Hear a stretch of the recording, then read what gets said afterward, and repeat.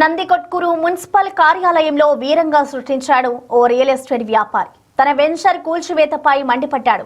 డబ్బులు తీసుకుని వెంచర్ను ఎలా పడగొడతారంటూ అధికారులను నిలదీశారు. మున్సిపల్ అధికారులపై ఆవేశంతో చిందులు వేశాడు. కమిషనర్ సమాధానం చెప్పాలని డిమాండ్ చేశాడు. కమిషనర్ అందుబాటులో లేకపోవడంతో వెన్నుతిరిగాడు. తమకు ఎలాంటి డబ్బులు ఇవ్వలేదని, మిగతా వెంచర్లను కూడా పడగొడతామన్నారు కమిషనర్.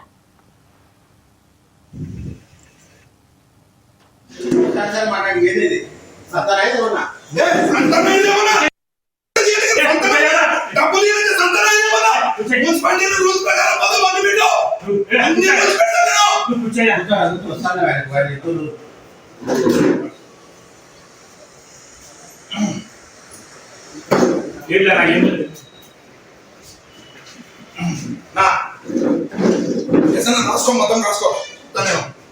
నేను 2 సార్లు నాకు ఇంటర్లో రాళ్ళు తీసినారు, 2 సార్లు రాళ్ళు బయట మాట్లాడుతున్నాను కదా.